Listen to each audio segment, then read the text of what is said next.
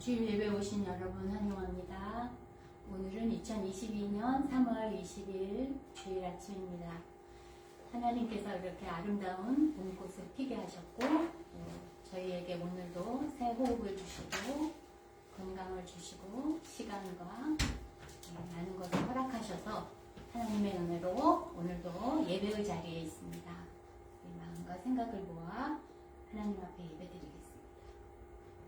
하나님은 영이시니 예배하는 자가 신령과 진리로 예배할지니라. 아멘. 주님 가르쳐 주신 기도 드리겠습니다. 하늘에 계신 우리 아버지여, 이름이 거룩히 여김을 받으시오며 나라가 임하옵시며 뜻이 하늘에서 이루어진 것 같이 땅에서도 이루어지이다. 오늘날 우리에게 일용할 양식을 주옵시고 우리가 우리에게 죄 지은 자를 사하여 준 것 같이 우리의 죄를 사하여 주옵시고 우리를 시험에 들게 하지 마옵시고 다만 악에서 구하옵소서.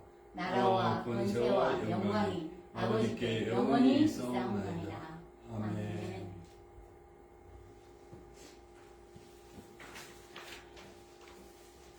네, 우리는 죄인이었습니다. 구원받지 못할 죄인이었지만 예수님의 거룩하신 보혈로 하나님의 지성소에 들어가는 거룩한 제사장의 직분을 얻었습니다. 들어오라, 지성소로 들어오라. 찬양하겠습니다.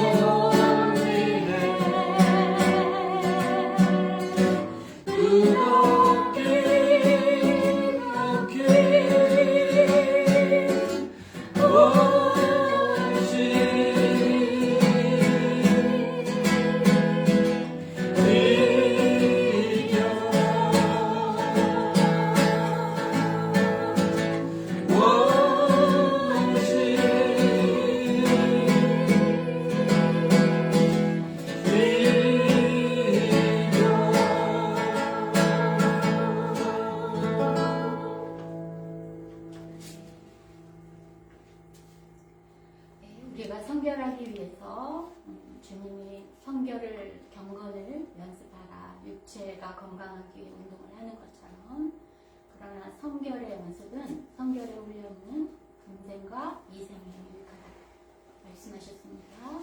너 성결케 위하여를 기도하며 찬양하겠습니다.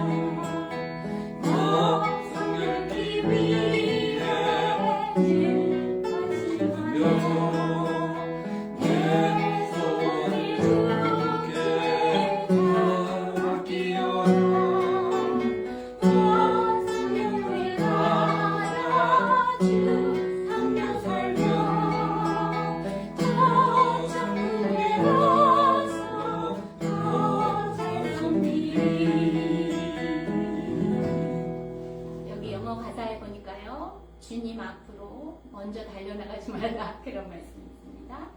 주님의 인도하심을 따라가라. 주님 앞에 먼저 달려나가지 마라. 우리 1절, 2절 다시 한번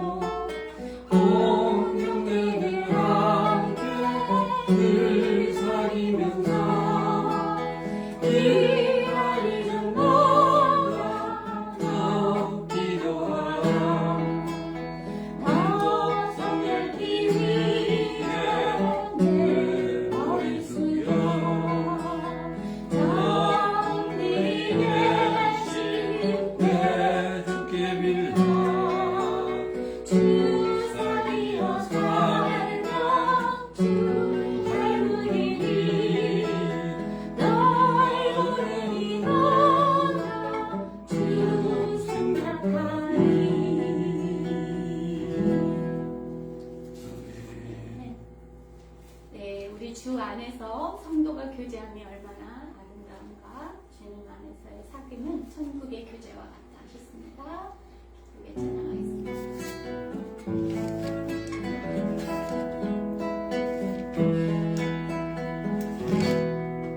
주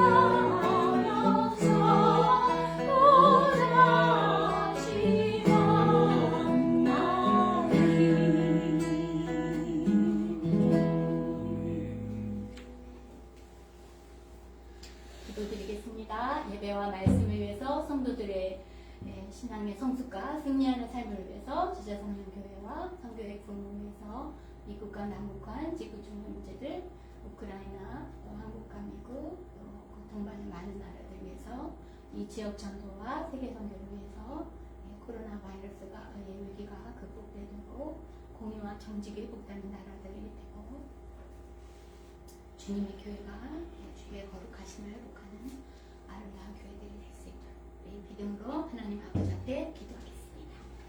하나님 아버지, 오늘도 거룩한 주의를 주셔서 저희가 신령과 진정으로 예배할 수 있는 은혜를 주셔서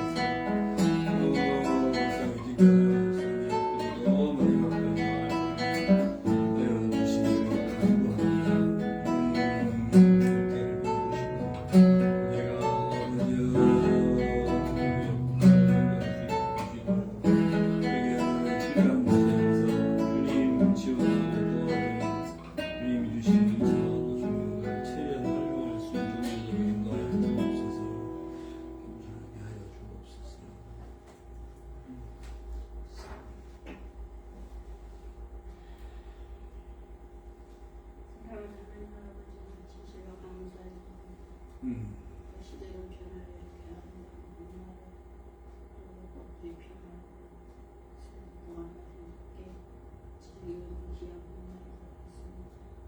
하나님 아버지 시대 그때 하나님께서 참 열심히 아름다운 세상을 다시 통해서 저희들은 나이와 하나님이 주신 정신만 잘 주님께서는 남은 인생 되게 주시옵소서. 하나님 아버지 또한 지금 우크라이나 사태가 성한 지지를 너무 비참한 어려운 하나님께서는 사랑하시고 하나님 아버지 정말 우리가 얼마나 아름다운 이 시간 다시 깨닫습니다. 하나님 또 악한 주님들을 생각합니다. 하나님 모든 걸 해결해 주시고 하나님 우리 함께 다시는 그런 무한 희생과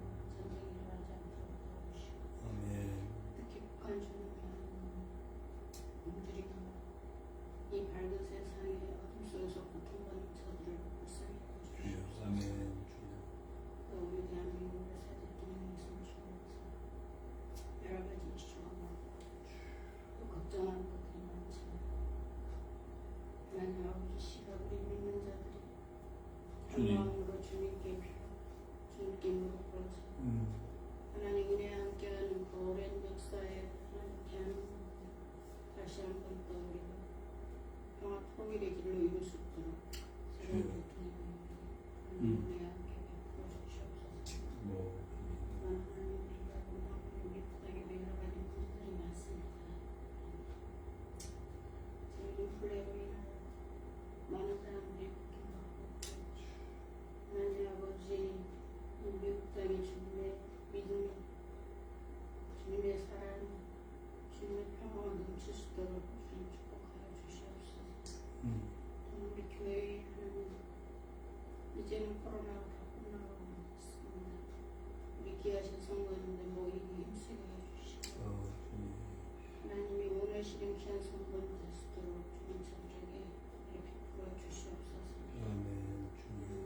또 우리 목사님 건강을 축복하시고 양호하시고 주님의 일을 열심히 하는 그 사랑을 주님 아시오는 아버지시여 것이 주님의 은혜로 건강 회복시켜 주시고 하나님은 우리 교회가 날마다 성장할 수 있도록 도와주시고 기막합니다.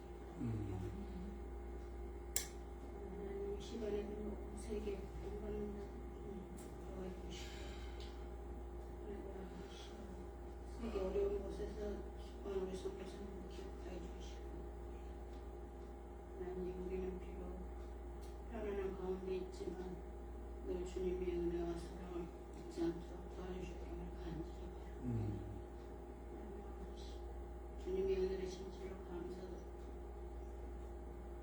주님의 손님으로 간절히 기도했습니다. 아멘, 아멘.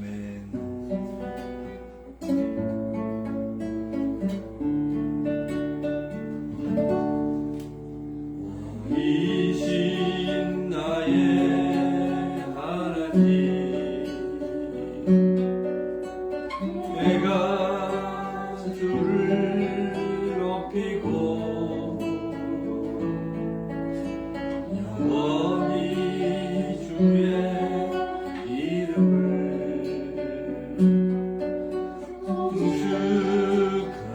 축하리이다. 멀리 있어는 어떻게 아위 이적 이루도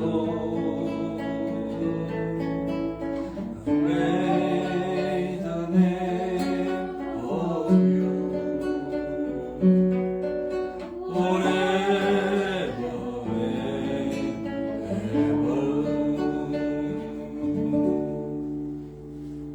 아멘.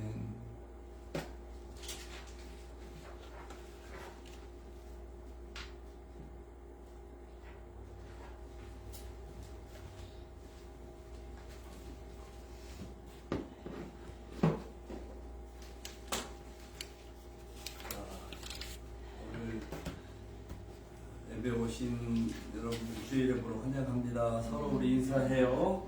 참 잘 오셨습니다. 사랑합니다. 환영하고 축복합니다. 잘 되고 있습니다. You are better than me. 아멘. 아멘. 오늘 우리에게 주시는 하나님의 말씀은 사도행전 2장 37절로 47절까지 말씀입니다.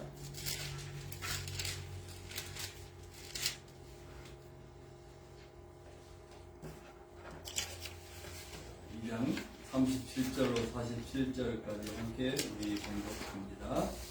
그들이 이 말을 듣고 마음에 찔려 베드로와 다른 사도들에게 물어 이르되 형제들아 우리가 어찌할꼬 하거늘 베드로가 이르되 너희가 회개하여 각각 예수 그리스도의 이름으로 침례를 받고 죄사함을 받으라. 그리하면 성령의 선물을 받으리니 이 약속은 너희와 너희 자녀와 모든 먼데 사람 곧 주 우리 하나님이 얼마든지 부르시는 자들에게 하신 것이라고 또 여러 말로 확증하며 구원하여 이르되 너희가 이 패역한 세대에서 구원을 받으라 하니 그 말을 받은 사람들은 침례를 받으며 이날에 신도의 수가 3,000이나 나더라. 그들이 사도의 가르침을 받아 서로 교제하고 떡을 떼며 오로지 기도하기를 힘쓰니라. 사람마다 두려워하는데 사도들로 말미암아 기사와 표적이 많이 나타나니 믿는 사람이 다 함께 있어 모든 물건을 서로 통용하고 또 재산과 소유를 팔아 각 사람의 필요를 따라 나눠주며 날마다 마음을 같이하여 성전에 모이기를 힘쓰고 집에서 떡을 떼며 기쁨과 순전한 마음으로 음식을 먹고 하나님을 찬미하며 또 온 백성의 칭송을 받으니 주께서 구원받는 사람을 날마다 더하게 하시리라. 아멘.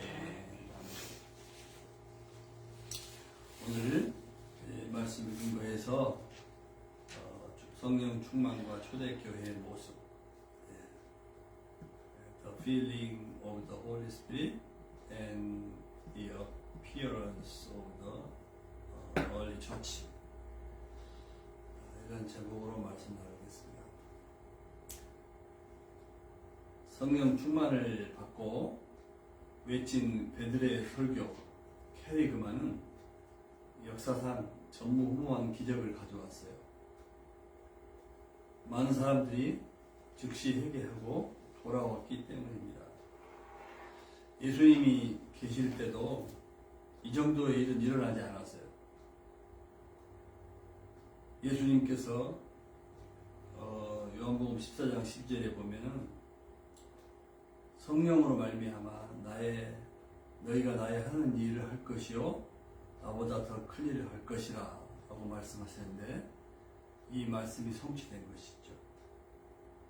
베드로는 성령의 권능이 얼마나 대단한가를 입증한 셈입니다. 드디어 예루살렘 교회가 탄생했어요. 성령께서 임하신 후에 시작된 말세의 첫 교회가 세상 앞에 그 영광스러운 모습을 드러낸 것입니다. 이 모델 교회의 아름다운 모습을 배우고 본받아서 우리 교회뿐 아니라 주의 이름으로 모이는 모든 교회가 부흥하고 성장하는 은혜를 누릴 수 있기를 바라고 기도하기를 원합니다. 베드로의 설교를 들은 회중 가운데는 상당수가 두어 달 전만 해도 빌라도의 법정 광장에 모여서 예수님을 십자가에 못 박으라고 소리치던 자들임에 틀림이 없어요. 23절 보면은 너희가 유대인들을 말하죠. 이방인들의 손을 빌려 못 박아 죽였다고 하면서 그들의 죄를 지적하는 것을 보아도 알 수 있어요. 자, 그러나 36절 오늘 말씀 바로 그 전절 보면 그러나 너희가 십자가에 못 박은 이 예수를 하나님이 살리셔서 주와 그리스도가 되게 하셨다. 이 일에 32절에 보면 우리가 다 증인이로다.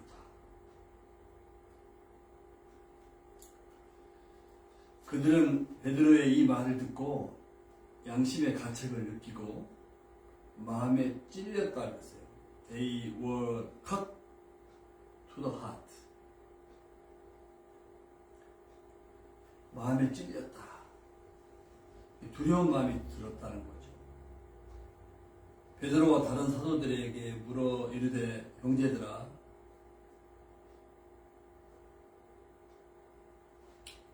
아주 부드럽게 이야기해요. 겁이 나가지고 우리가 어찌 하면 좋겠냐. Brothers, what shall we do? 그러잖아요. 어쩔 줄 몰라서 당황하는 모습이에요. 큰 충격을 받았으면 틀림이 없어요. 이처럼 지은 죄에 대한 두려움이 생겨야 회개가 가능한 법입니다. 이것을 우리는 선포자의 그 캐리그마 선포와 함께 성령께서 역사하실 때 임하게 되는 은혜라고 합니다. 은혜. 오늘날 우리의 심각한 문제는 말씀을 통해 성령께서 우리의 구체적인 죄를 지적해도 마음에 찔림이 없다는 거예요.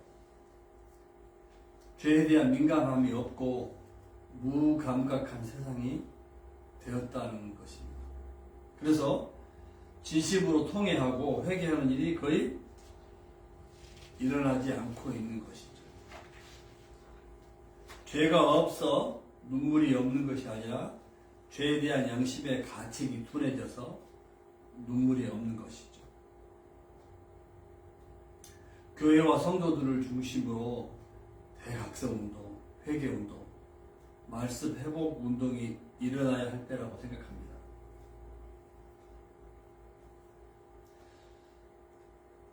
이 본문을 보면서 그렇다면 나는 말씀을 통해 양심의 가책을 느낄 때 어떻게 반응하는가? 망설이지 않고 즉시 회개하고 있는가? 또 최근 어떤 말씀으로 양심의 가책을 느껴보았는가? 이런 것들을 이렇게 나눠보면 좋을 것 같아요. 그래서 2부 예배 때는 우리 형제 자매들이 이런 나눔을 할 수 있도록 질문지를 이렇게 만들기도 했어요.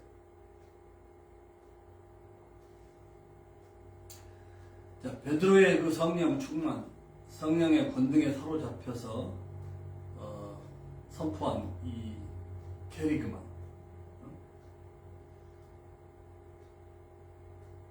이 오순절 베드로의 설교의 결과로 오늘 본문에 보니까 구원받고 회개하고 구원받고 침례받은 성도들이 3,000명이나 되더라고요. 말씀의 선포로 캐리그마로 인해서 3,000명이 회개. 48절 보면은 베드로는 가슴을 치며 잘못을 깨달은 자들에게 해야 할 일을 가르쳤어요. 회개하고 했어요. 우리가 어떻게 해야 되겠냐? 회개하고.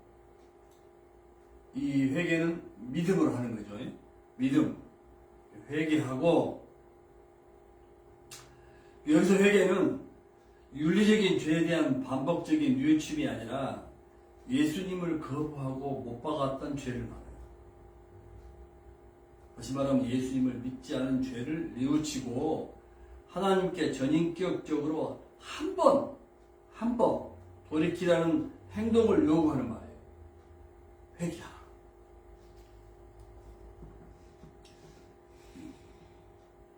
요한복음 16장 9절에 보면은 우리가 윤리적인 죄, 크고 작은 양심의 가책을 느끼는 죄들을 많이 짓지만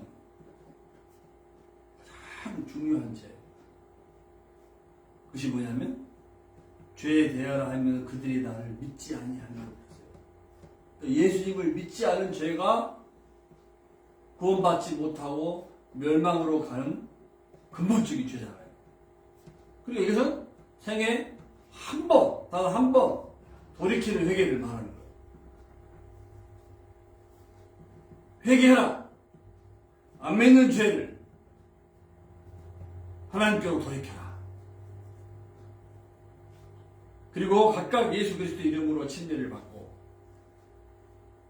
죄사함을 받아라. 여기 죄사함도 원래는 하마르티아가 단수인데 죄가 하마르티온 복수. 그러니까 예수님 믿지 않는 죄를 회개하면 개별적인 어떤 다른 윤리적인 죄 있죠. 이것도 다 죄사함을 받으리라 그랬어요. 그리하면 성령을 선물로 받으리라. 믿지 않는 죄를 회개하고 예수님을 믿게 되면은 구원받고 죄사함 받고 그리고 우리가 윤리적으로 잘못한 죄까지 다 하마르티온 다 사함을 받게 된다고 베드로가 캐리그마 선포한 것이죠. 이것은 약속이에요. 약속. 오늘 본문을 통해서 회개, 믿음으로 회개, 믿지 않는 죄를 회개, 하나님께로 돌이키는 순간, 그 순간이 뭐예요? 죄 용서함 받는 순간이에요. 우리가 지은 윤리적인 죄까지 용서함 받는 순간이에요. 그리고 그 순간이 거듭나는 born again. 그래서 요한복음에 가면 물과 성령으로 거듭난다 그랬어요. 물은 말씀으로 또는 죄 씻음 그런 의미를 상징하기도 하고 하여튼 말씀과 성령으로 영적인 바이 더 스피릿, 영적으로 거듭나는 것. 이걸 우리가 스피리추얼 뱀피 성령 침례라고 하죠. 워러 뱀피즘이에요. 성령 침례. 성령으로 하나님과 연합을 이렇게 나타내는 표현들이죠. 그러면서 베드로는 이 약속은 회개함으로 믿음으로 말미암아 이루어지는 이런 여러 결과들이 있죠. 이것은 약속인데 이것은 너희와 너희 자녀와 모든 먼 데 있는 사람 이방인을 말해요. 곧 주 우리 하나님이 부르시는 자들에게 하신 것이다. 하나님은 모든 사람을 다 부르셔요. 그죠? 중요한 것은 그 부르심에 응답하는 사람들에게 이 약속이 실현이 되는 것이죠. 그러면서 여러 말로 확증하여 구원하여 설득을 했어요. 기독교 신앙의 여러 기본적인 진술들을 이제 베드로가 계속 티칭을 한 것이죠. 결국 베드로의 설교 목적은 예수 믿지 않는 그들의 죄를 폭로시키는 것이 아니라 그들의 영혼을 구원하기 위한 것이었어요. 그래서 패역한 세대에서 타락한 세대에서 구원을 받아. 캐리그마의 목표가 뭐예요? 구원이죠. 그러니까 우리가 믿지 않는 죄를 포함해가지고 죄인들을 우리가 책망하는 것은 책망을 위한 책망이 아니라 회개하고 구원받게 하기 위함 아니겠어요? 그죠? 그래서 죄인들을 우리가 사랑하는 것이죠. 회개하고 구원받아라. 자, 그래서 41절에 보니까 이제 베드로가 선포한 이 캐리그마 말씀을 받은 사람들이 침례를 받았는데 이게 물침례를 받은 것이죠. 3,000명이 하자. 여기 말씀을 받았다. 이 말은 기쁨으로 말씀을 받았다. 받다라는 동사는 기쁨으로, 그리고 마음 중심으로 받았다 그런 뜻이에요. 그 말씀을 밸류이 가치 있는 것으로 받았다. 그러니까 건성으로가 아니라 진심으로 있죠. 마음으로, 중심으로, 기쁘게, fully 믿고 회개하는 걸 말하는 거예요. 그때 죄 용서함, 거듭남, 그리고 성령으로 침례, 이것은 뭐예요? 성령으로 거듭남, 하나님과의 연합, 그런 것을 말하는 거잖아요. 그죠? 새로운 신분으로 태어나는 거. 이제 이런 자들에게 워러 뱀피즘을 주는 거죠. 회개하고 믿음으로 말미암아 정말 진정성 있게 예수님을 주와 그리스도, 구세주와 주님으로 영접한 사람들에게 이런 결과가 일어났다는 사실을 이제 만장하신 여러분 앞에서 워러 뱀피즘을 하는 거죠. 그래서 로마서 6장에 보면 그 침례의 의미를 그렇게 표현하잖아요. 그리스도와 함께 옛사람이 죽고 새 생명으로 다시 태어났음을 공적으로 선포하는 것이다. 이미 믿을 때, 회개할 때 우리 신분의 변화가 일어났지만 이제 결혼식 안 해도 혼인 신고하면 부부지만 합법적으로, 그죠?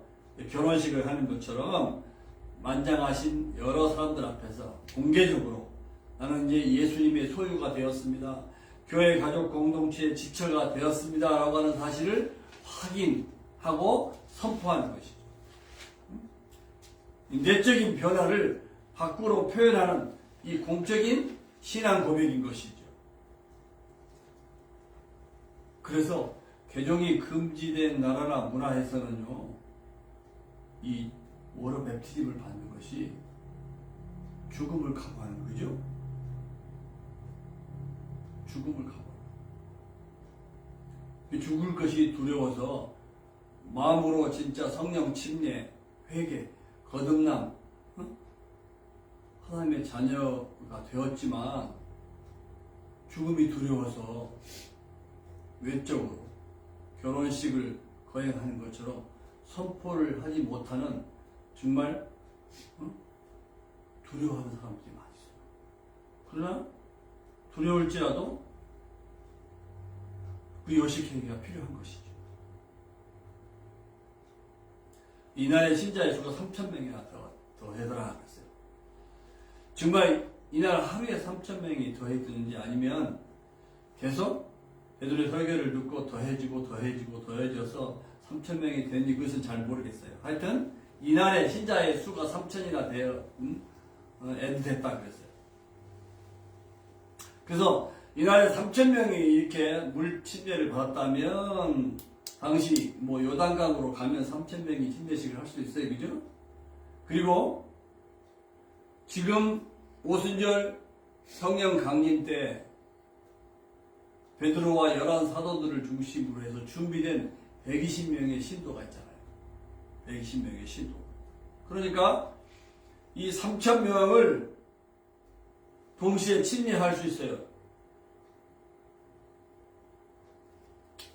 그래서 1세기경에는 예루살렘에 8개의 큰 연못이 있었다. 그러니까 이 요단강에서 동시에 할 수도 있었지만 이 8개의 큰 연못에서 준비된 120여 명의 성도들이 지도자들이 나누어서 그 3,000명을 얼마든지 침례식을 할 수 있었다고 그렇게 기록하고 있어요. 이 중요한 것은 준비된 성도들이 참 중요하다는 거예요. 그죠? 올바른 신앙을 지도할 준비된 성도들이 중요하다. 그래서 한꺼번에 요단강에서 침례식을 할 수 있었겠고, 그리고 8개의 연못에서 준비된 성도들로 말미암아 3,000명이 침례식을 할 수도 있었겠다는 추론을 해볼 수가 있습니다. 자, 하여튼 이 성령의 충만함과 성령의 권능으로 말미암아 이 선포된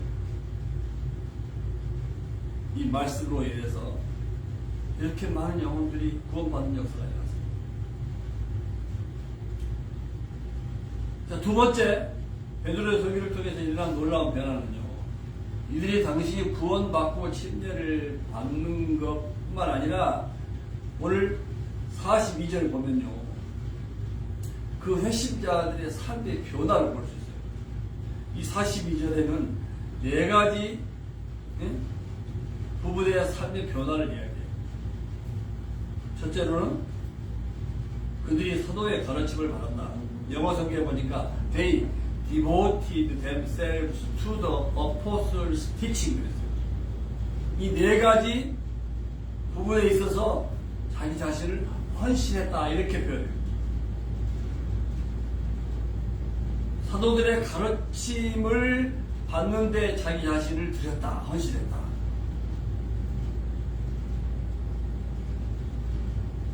하나님의 말씀을 공부하는 일에 디보션 했다는 거죠. 올바른 신앙생활의 기초는 말씀을 배우는 데서 근거합니다. 말씀을 배우는 일. 그리고 그 말씀의 기초 위에 다음에 그 3가지를 또 실천했다고 그렇게 볼 수 있는 거예요. 그 두 번째 변화는 서로 교제. They devoted themselves to the fellowship. 펠로십 하기 전에 이 회심한 성도들이 무엇을 배웠겠어요? 베드로의 설교 내용으로 보아서 가르침 받은 내용은요, 예수님의 생애에 대해서, 예수님의 행적, 그리고 이 오순절 이후에 초대교회의 핵심 메시지는 그리스도의 죽음과 부활이잖아요. 그러니까 예수님의 생애, 그리고 죽음, 부활, 승천, 예수님의 하나님의 아들 되심, 주와 그리스도가 되심,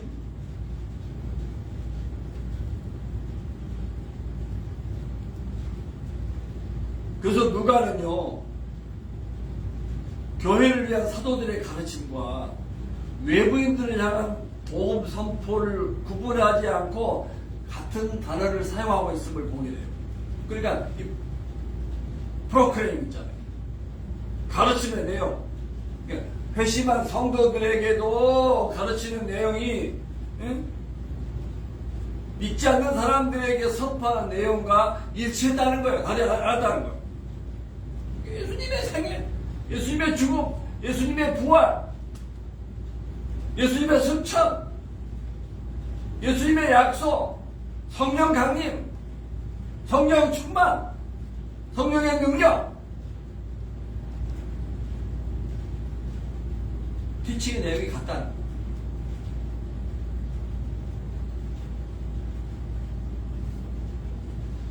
이런 가르침을 근거로 해가지고 구원받은 성도들이 교제해요. 헌신해서 코이노니아라고 그러죠. 이것은 하나님을 중심으로 하는 성도들 간의 영적인 연합을 말하죠. 말씀 중심의 격려, 서로를 세우는 것, 무거운 여러 종류의 짐을 나누는 것, 그리고 소유를 팔아서 가난한 자를 구제하는 것, 이것도 실천적인 교제라고 볼 수 있겠죠. 물질까지도 아까워하지 아니하고 나누는 이 성도들 간의 이 연합과 교제, 이런 일이 회심한 성도들의 삶 가운데 일어났다는 거예요. 그리고 떡을 뗐다. They devoted themselves to the breaking of bread. 이런 the breaking of the bread 이렇게 더를 쓴 것으로 보아서 좀 성찰시킨 것 같고, 그리고 46절에는 보면 집에서 집집마다 떡을 떼며 기쁨과 순전한 마음으로 음식을 먹고 그래서 이것은 이제 아가페적인 공동 식사를 말하는 것 같아요. 흔히 말하는 애찬, 러브 피스트 있잖아요. 그래서 초대교회 두 개의 구심점은요, 기도와 설교와 가르침이 행해지는 성전, 그리고 공동 식사를 하는 성도들의 가정집.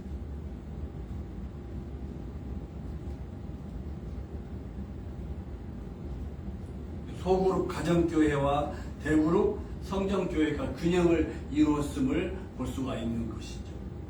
그리고 회심한 성도들은 기도에 힘썼다. They devoted themselves to the prayer. 기도에 올인했다. 자, 그러면서 43절부터 47절까지는 42절에 언급된 그 초대교회 공동체의 모습을 좀 더 상세히 설명하고 있어요.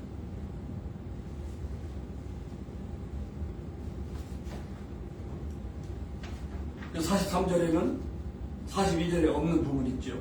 초대교회 공동체는 사람들에게 존경과 두려움의 대상이었다. 세상이 감당할 수 없는 세상에 충격을 주는 공동체였다는 거예요. 그리고 사도들로 말미암아 기사와, 이것은 주로 아마 병고침이 많을 것 같아요. 기사와 표적이 많이 나타났어요. Many wonders, miraculous signs. 이런 것들로 사람들에게 두려움의 대상이, 와, 세상에 이런 일이 일어나지 않았는데 성령의 충만과 성령의 권능으로 말미암아 정말 지금까지 볼 수 없었던 놀라운 일이 일어나는 거예요. 그리고 42절도 잠깐 언급했지만 44절에 보니까 믿는 사람이 다 함께 모든 물건을 서로 통용했다. 마치 공산주의자들처럼, 이 변질된 공산주의자들이 이 사도행전의 이 말씀을 가지고 이 공산주의 운동을 일으켰잖아요. 공동 소유의 개념을. 그러니까 은혜를 받고 나니까 내가 가지고 있는 이 소유가 내 것이 아니라는 거예요. 무슨 개념이에요? 하나님의 청지기 개념이에요. 그죠? 하나님이 소유자이시고 우리에게 하나님께서 맡겨주신 그 스튜어드십을 가지고 그냥 니꺼 내꺼 없이 하나님의 주인 되심을 인정하고 서로 공유했다는 거예요. 심지어는 재산과 소유를 팔아가지고 각 사람의 필요를 따라서 나누었다는 거예요. 그래서 초대교회에는 급빈자 가난한 사람이 없었어요. 정말 차별 없는 교제와 사랑의 모습을 보게 되는 것이죠. 왜 그래요? 주님을 머리로 한 몸이잖아요. 우리 몸에 여러 장기들이 있잖아요. 고린도서 10장에도 보면 교회를 주님의 몸에 비유하잖아요. 그래서 우리 몸에 여러 다른 기능을 가진 장기들이 많이 있잖아요.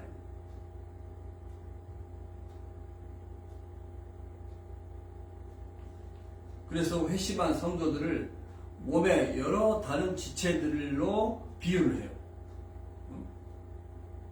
이 몸의 머리는 예수님이시고. 근데 이 비유가 참 적절한데, 우리 몸에 아주 셀 수 없는 많은 그 장기, 여러 가지 다른 이 지체들이 있잖아요. 그런데 이 한 몸인데, 만약에 우리 몸에서 칠하다고 생각하는, 예를 들어서 팔과 다리만 칠하게 지나고 다른 지체들끼리는 칠하지 않게 지나다고 그럴 수 없지만 생각해 보세요. 그러면 몸은 병들고 깨지는 거 아니겠어요?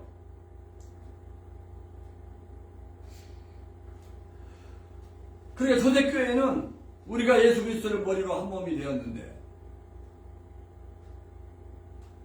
몸의 일부 지체끼리만 교제할 수는 없는 일이라는 거예요.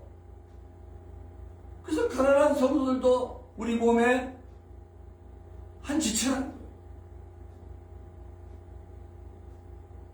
그래서 친한 지체들끼리만 서로 교제하는 것은 있을 수 없다는 것이 초대교회의 모습이에요. 오늘 한 교회 안에서도 막 친한 사람들끼리 막 끼리끼리 당을 짓고 서로 막 차별을 하고 그래서 불편한 일들이 참 많이 있잖아요. 한 몸, 한 가족임에도 불구하고.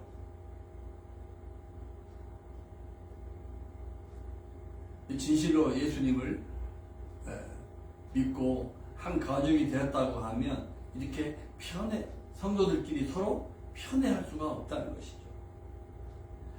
그래서 성령의 은혜를 체험한 성도들이 모든 물건을 서로 통용하기 시작했어요. 필요하면 갖다 쓰라는 거예요. 그죠? 가난한 이웃이 필요할 때마다 주저없이 나누어 줄 수 있었던 거예요. 그러나 강제로 그렇게 하라고 한 것이 아니었어요. 처음부터 사랑의 동기에서 나온 행동이었어요. 이것은 성령 충만하자 그들 속에 자리 잡고 있었던 강한 소유욕이 힘을 잃었기 때문에 할 수 있는 일이었어요. 이기심에서 이타심으로 바뀌는 변화의 체험을 한 것이죠. 지금까지는 자기가 주인이었어요. 내가 왕이었어요. 셀프 센터드 라이프를 하는 거예요. 그런데 예수를 믿고 회개하고 하나님의 자녀가 되고 예수 그리스도를 머리로 한 몸이 되고 나니까 이제는 뭐예요? God centered life, people centered life, other people centered life를 살게 되었다는 거예요. 하나님 중심. 우리 몸에 여러 지체들이 있지만 이 팔의 기능을 하지 못한 다른 지체들을 섬기라고 있는 팔이잖아요. 그죠? 다리는 걸을 수 없는 다른 지체들을 위해서 이 서번트 봉사하는 거 아니에요. 종이잖아요. 그죠? 초대교회 안에 이렇게 나와 다른 지체들을 섬기고 사랑하고 희생 봉사하는 즉 그야말로 한 몸 정신 운동이 일어나게 됐다는 거예요. 이게 예수 믿으면 가능한 일이잖아요. 그죠? 응? 그러나 잘못 믿으면 이것은 불가능한 것이죠. 그죠? 응? 교회를 자기 유익을 위해서 이용하게 되면 많은 불협화음이 일어나게 되는 것이죠. 공산주의자들은 강제로 재산을 뺏어가지고 평등하게 나누어야 한다고 주장하는 것이잖아요. 그죠? 그게 잘못된 것이에요. 성령의 감동으로 이웃을 돕고자 하는 자는 억지가 아니라 기쁘게 하는, 강제 규율을 만들어서 따는 것이 아니라 자발적인 기부나 나눔을 하게 되는 것이죠. 그리고 이 초대교회 공동체는요, 46절에 보니까 날마다 마음을 같이하여 성전에 모이기를 힘썼다 그랬어요. 성전에 모여서 물론 뭐 찬양하고 예배하는 것도 있지만 그보다 더 중요한 것은 모여서 기도했어요. 3장에도 보면 제9시 기도 시간에 베드로와 요한이 성전에 올라갈 때 그랬잖아요. 성전에서 기도 모임 하기 위해서 모인 거예요. 그리고 말씀을 배우기 위해서. 사도들의 가르침에 디보션 했다고 그랬잖아요. 그래서 초대교회 성도들은 어떤 상투적인 예배를 위해서 일주일에 한 번 모이는 것으로 만족하지 않았어요. 일주일에 한 번 있는 틀에 박힌 일이 아니었어요. 그들의 하루하루가 실제적인 신앙생활이었어요. 그리고 그들은 하나님을 찬양했어요.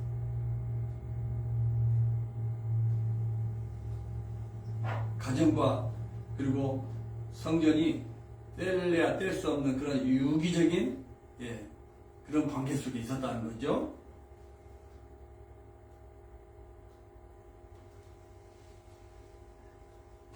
또 이 모임이 어떤 이너서클이 아니라 세상 사람들에게 두려움과 그리고 존경의 대상이 되는 교회 공동체였다는 거예요. 그 결과 보면 알 수 있잖아요. 그 결과, 그러니까 우리끼리만의 이렇게 잦은 모임이 아니라 온 백성에게 칭찬을 받았다. 주께서 구원받는 사람들을 날마다 더하게 하셨다. 여기서 중요한 단어는 주께서. 성령 충만, 성령의 권능. 그러니까 초대교회 공동체는 뭐요? 하나님의 소유예요. 주님이 주인 되셔서 이끄시는 공동체였다는 사실을 알 수가 있어요. 그러므로 성장은 사람에 의한 것이 아니라 하나님에 의한 것임을 분명히 하고 있습니다. 아멘? 이렇게 하나님의 원칙대로 하나님께서 주신 은혜대로 살면 이렇게 하나님께서 채우시고 하나님께서 성장하게 하시고 부흥을 경험하게 하신다는 원리를 우리가 배우고 있는 것이죠. 성도의 삶이란 유리상자 속에 둔 인형처럼 어느 방향에서 보아도 흔히 들여다 보이는 삶이라고 해도 과언이 아니에요.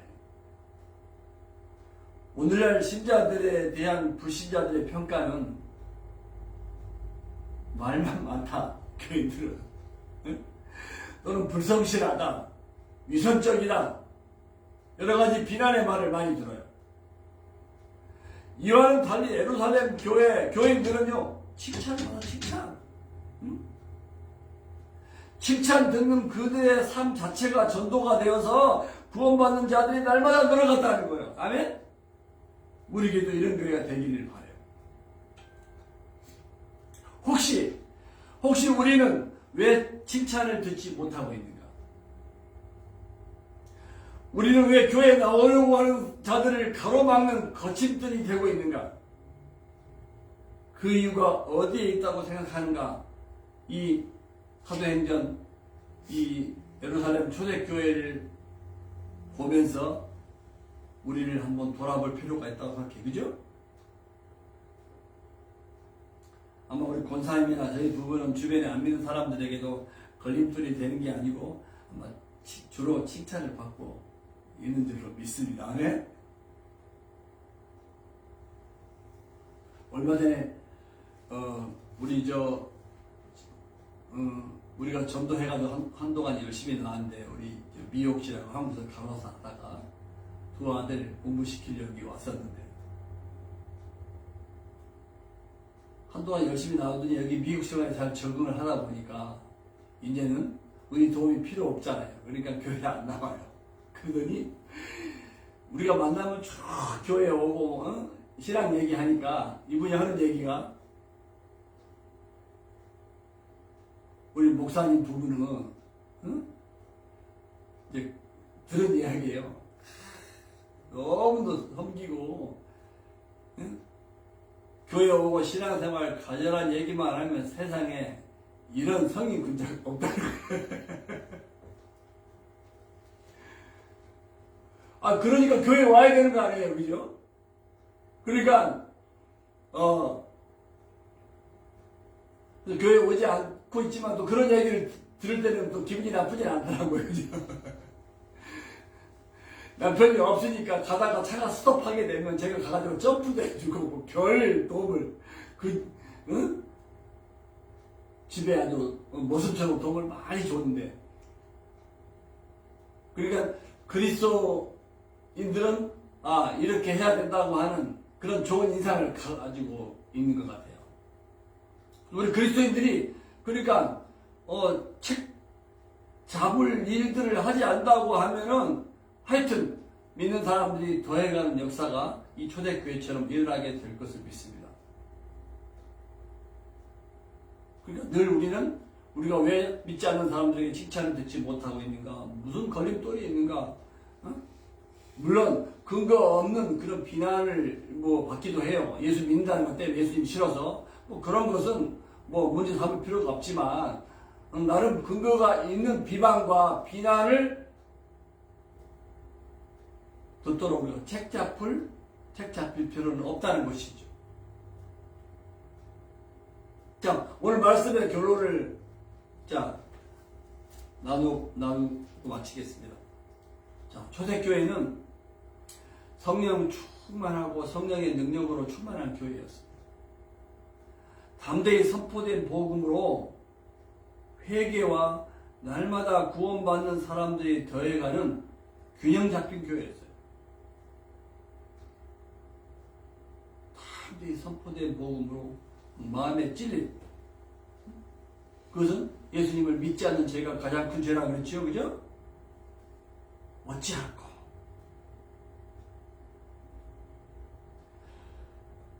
그러니까 베드로처럼 우리가 성령이 충만해가지고 사람들의 눈치 보지 않냐고 이 진리의 복음을 담대하게 선포함으로 말미암아 그들의 마음에 찔림의 역사가 일어나고 구원받는 역사가 일어나야 된다는 거예요. 그리고 성도들의 개인의 삶이 변화됐어요. 선포되고 가르치는 말씀에 헌신하고 하나됨의 교제에 헌신했어요.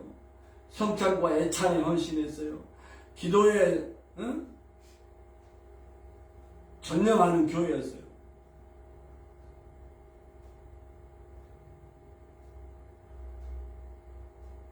교회는 세상의 두려움과 존경의 대상이었어요. 기사와 표적 이게 많이 나타나는 거예요. 피로를 나누고 서로 섬기는 사랑의 공동체였어요. 날마다 마음을 같이하여 모이기를 힘쓰는 예배 공동체였어요. 저는 이 말씀을 보면서 회개하고 이 거듭난 이 성도들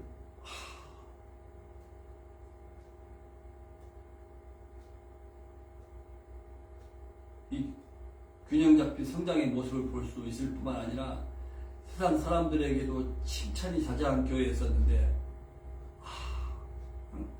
얼마나 기다려주고 재미가 있었을까. 성도들끼리 만나는 것이, 그죠? 지루할 새가 없고 너무 기뻐 신나게 하나님을 찬양하고 막 예배했을 것 같아, 그죠? 그냥 만나는 게 너무 좋은 거예요. 그냥 안 만나면 보고 싶고 그냥 그리고 막 세상을 맡겨주셨으니까 세상을 향한 하나님의 뜻이 이루어지는 일에 그냥 신바람이 났을 것 같아요.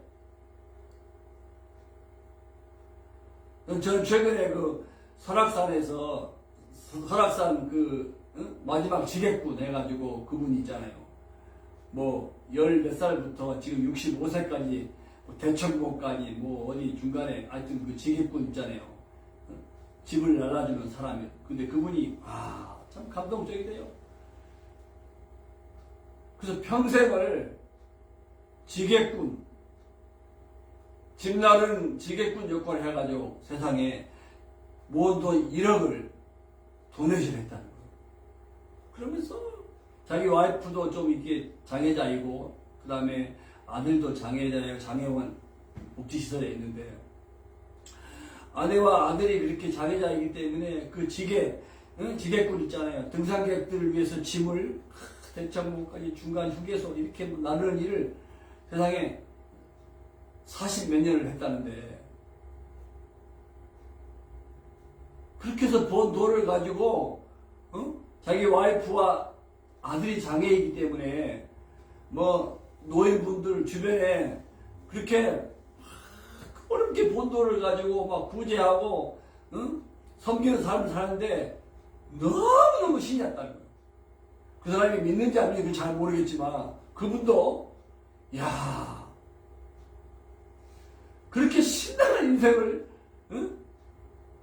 지객권의 삶을 살면서도 그 어렸을 때는 그거 아니면 굶어 죽을 만큼 찢어지게 가난했기 때문에 그것을 했다는 거예요. 그분도 그렇게 신바람이 나서 자기 생애를 그렇게 살았는데 하물며 회개하고 예수님 믿고 하나님 자녀가 되어서 우리가 정말 수지가 많은 인생을 살고 있는데 그런 분들도 그렇게 멋있는 인생을 살고 각종 언론에 초대되어 가지고 계속 특집으로 나올 정도.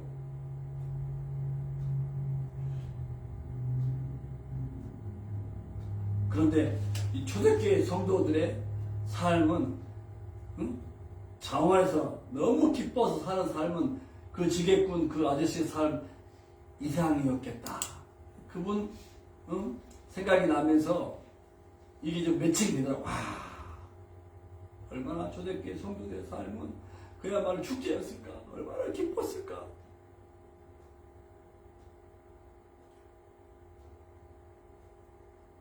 온 백성의 칭찬을 받는 공동체라고 그랬잖아요. 외부 사람들의 칭찬을 받기가 쉽지 않잖아요. 그죠? 그런데 이 모든 개인의 변화, 균형 잡힌 어떤 공동체의 성장, 외부 사람들에게도 칭찬을 받고 또 그들에게 두려움과 존경의 대상이 되고 회개하고 막 구원받는 역사가 일어나고 이 모든 것은 결론을 뭐냐? 성령으로 가능하다. 아멘? 주께서 믿는 사람을 날마다 더하게 했어요. 주께서, 성령께서, 하나님께서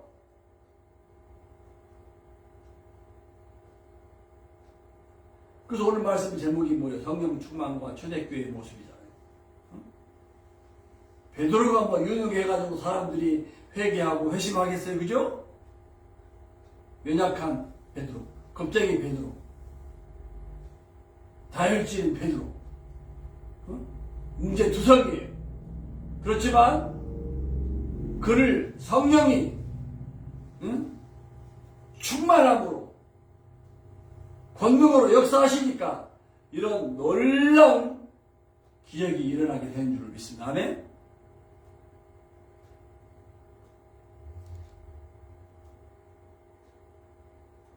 성령 충만과 이 초대교회의 모습은 균형 잡힌 교회가 되기 위해서 우리 교회에는 무엇이 필요한가를 생각하게 해요. 그리고 이를 위해서 내가 할 수 있는 일은 무엇일까?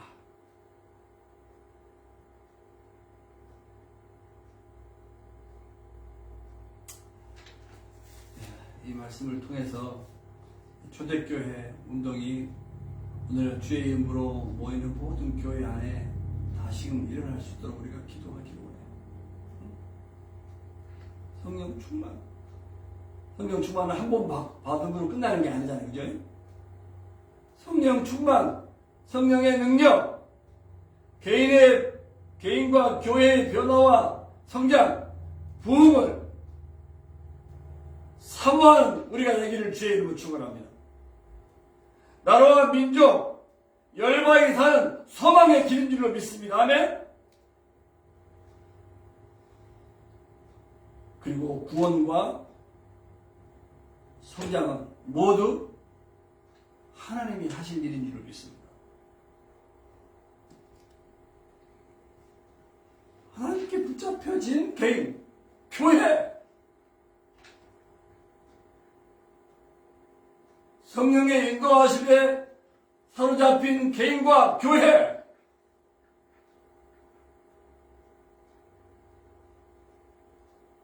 세상에 충격을 주고 세상을 살리는 이것이 소망의 길인 줄로 믿습니다. 아멘. 그래서 말씀을 통해서 우리가 개인적으로 어떻게 적용해야 좋겠는지 좋은 아이디어를 주시고, 그래서 실행의 기쁨을 누리는 저와 여러분이 되시길 주의 이름으로 축원합니다. 기도하십시오. 하나님 아버지, 오늘 성령 충만한 베드로의 모습,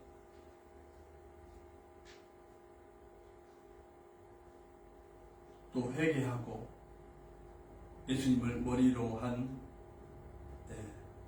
한몸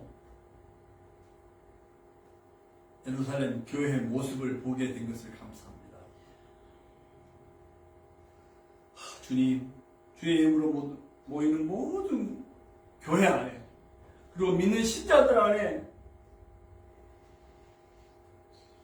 성령 충만과 성령의 능력과, 그리고 이렇게 개인과 교회의 변화와 성장, 부흥이 일어나는 것을 주여 사모하기를 원합니다.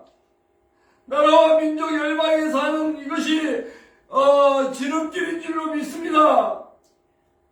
주님이, 성령님께서, 하나님께서 주여 우리 개인과 교회를 주관하여 주시기를 바랍니다. 다시금 대각성운동과 부흥과 하나님 아버지 회개운동이 일어나기를 원하고 기도합니다. 이 코로나 바이러스 위기 중에도 세계 여러가지 당면한 문제 가운데서도 오직 말씀, 주여, 그리고 성령, 주님과 주여 삼위일체 하나님만이 모든 당면 문제의 해답인 것을 믿습니다. 하나님 충만하여 주옵소서. 하나님 역사하여 주옵소서. 하나님 역사하심에 우리가 부흥하는 삶이 되기를 원합니다. 하나님의 기적에 부흥하는 모든 교회들이 되기를 원하기도 합니다. 이 말세지 말에 주님의 다시 오실 날을 소망하는 아버지의 이 마지막 시대에 하나님, 우리 믿는 성도들과 그리고 주의 이름으로 모이는 교회들을 통해서 주여 마지막 대추수의 역사를 일으켜 주시기를 원하고 기도합니다. 이에 우리가 온전히 쓰임받는 특권을 누릴 수 있기를 원합니다. 주님, 믿지 않는 사람들에게 본이 되기를 원합니다. 그들이 하나님을 두려워하고 믿는 사람들과 교회를 존경하고 아버지 회개하고 주님께로 날마다 돌아오는 아버지 이 역사가 일어나기 원하고 기도합니다. 아버지, 우리가 힘이 부족하고 약합니다. 그러나 베드로를 사용하셨던 것처럼, 예루살렘 교회를 사용하셨던 것처럼 주님, 우리가 의지하고 주님 신뢰하면 주님이 동일하게 우리를 사용하시고 역사하여 주실 것을 믿습니다. 주님을 찬양합니다. 영광받아 주옵소서. 우리 주 예수 그리스도 이름으로 기도하옵나이다. 아멘.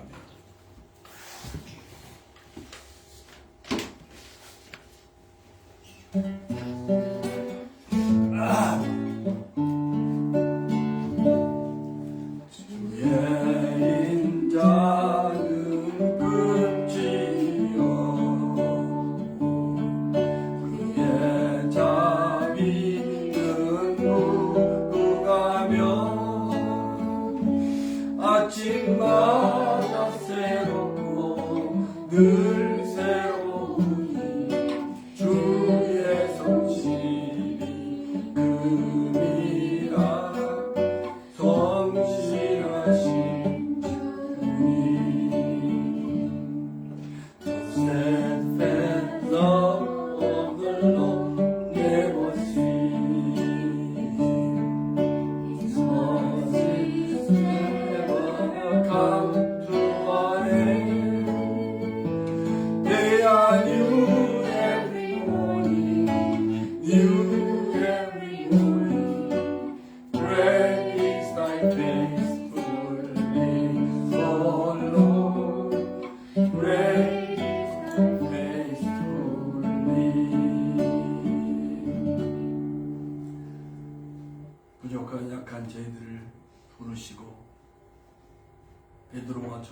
성도들처럼 주여 성령이 충만함으로 우리 가운데 역사하고 계심을 믿고 감사합니다.